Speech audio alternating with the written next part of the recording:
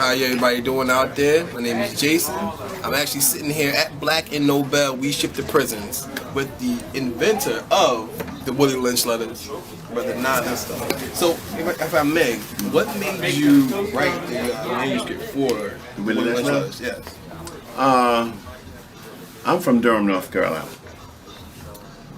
Durham, North Carolina is the home of North Carolina Mutual Life Insurance Company and Farmers and Kansas Bank, the biggest black insurance company in the world and the richest black banks in the world. That's my home. We took for granted college-educated people, black professors. We just took that for granted, and so we never ever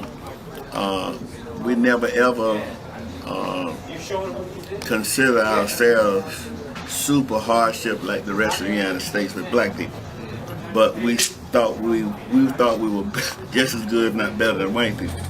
But even though we had all of these things, we still wanted to progress. And when we watched the news and TV all across the country, we recognized that, hey, we need to do something too. So we did our part. But I had just graduated from the University of Pittsburgh in 1974, and we would have study groups in the evening after I got on work. I was teaching at North Carolina Central University. Okay. So we had maybe about 12 young brothers seated on the faculty, and some community people come, and we talked and stuff. We didn't have black studies then. We didn't have a black bookstore, none of that. But from these discussions and things like that, we said, why don't we start a black bookstore? And somebody said, yeah, let's do that. We didn't, we just talked. So we thought that to do that, then the rest of the community would be conscious like we were. Right. So one night, I was in my kitchen, sitting there drinking some vodka and orange juice. I was about 32 years old. And I was home by myself. And I decided to write something about the role of white people in slavery. So I had read a book called The Black Jacobins. And in that book talks about how brutal slavery was in the South. I had read some books about slavery, but they were not brutal like that in the South. Right. I mean, in Haiti. So, but anyway, I wrote this document outlining the brutality of slavery. And then it was 2 pages, front and back. And then the more I thought about it, I said, what am I going to call this thing? And the more I thought about it, I know one thing they did a lot of slavery was lynch people. So there's a town called Lynchburg, Virginia, right, about 60 miles from Durham. Right. And I thought about that. Now I was wondering, I said, I bet you that's with Lynchburg, that's named because they must have lynched a lot of black people there. So I said, And we used to have a sort of like a name like you have now for black people.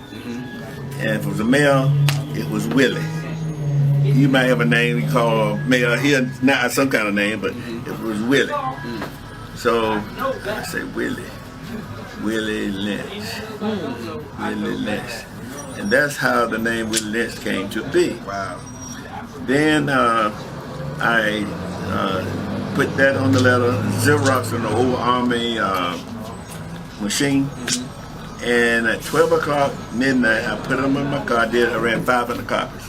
I just rode all over town, dropping them off in Washats, places like that, where people would pick them up. They wouldn't necessarily see who did it because it was like 12 o'clock at night. Right.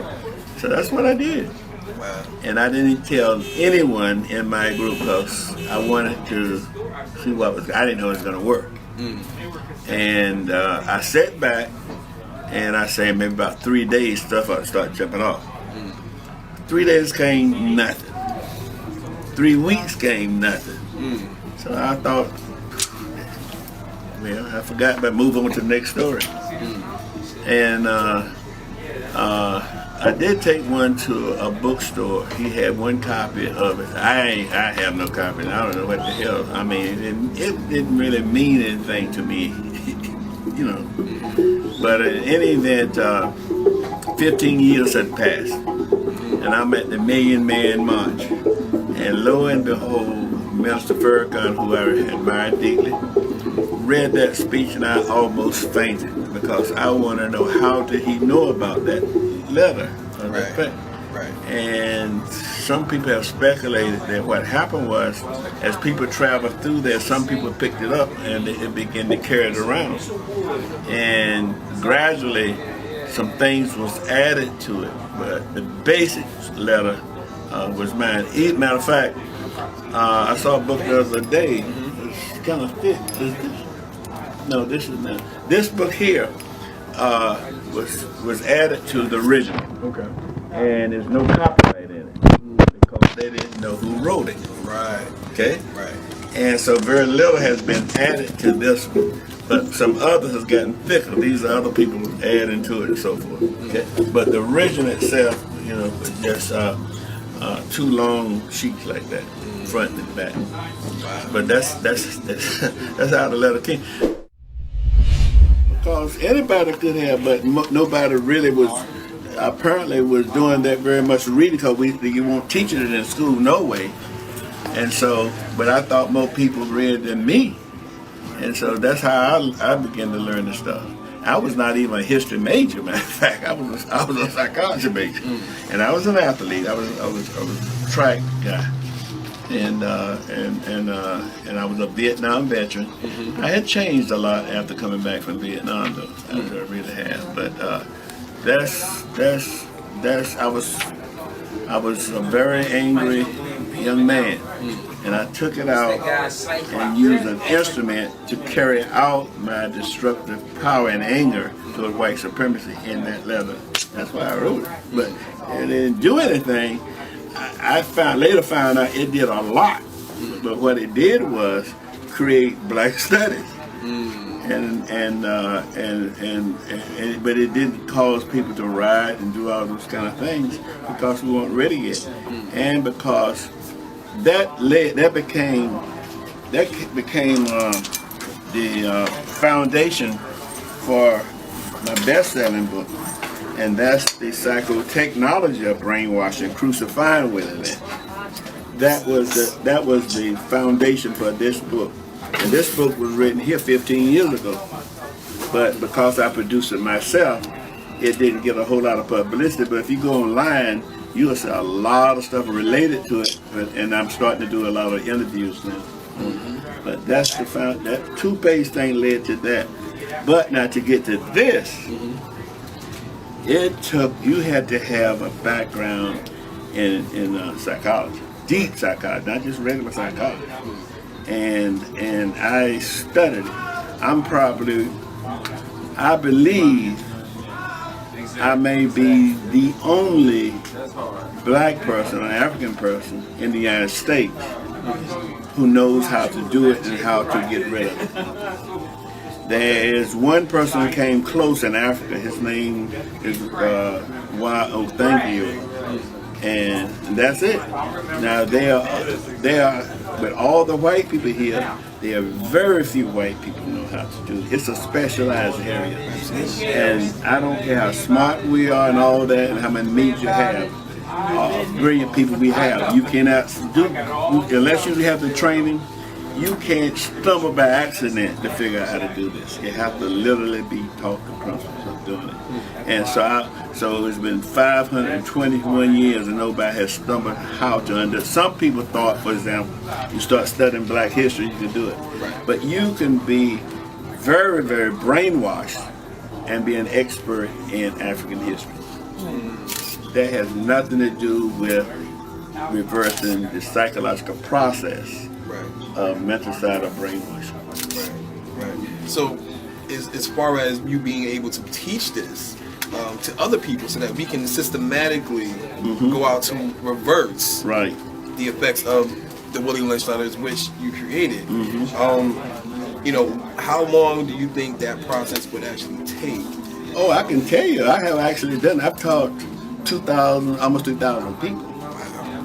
And I've done it for the last 29 years at a major university. I won't call the name of it. And I had on average, 12 29 people in a group. We would meet for 2 hours once a week, usually on Wednesday. And this book became the training manual of how to do that. And they would practice it and so forth. And let's say, for example, if they were, the first 2 groups I did, the grade point average jumped a whole 2 letter grades. But the females did not at all. They did the same thing the males did, but they didn't get the same results. I could not figure that out to save my life. I even went to some white psychologists to try to help me figure out. They couldn't help me. And I finally discovered what I had done wrong. I began to treat females like stereotype girls. I should not have done that. So I started treating them as all potential warriors. Anything I needed, whatever, I call on a girl as quick as a boy. The 3rd time I got the same results from the girls and the boys, and I was doing that ever since. Now, I kept meticulous research though. I have brainwashing data of almost 30 years, before and after. And I've been trying to get help and support to go to court to use that data like the black dolls and the white dolls.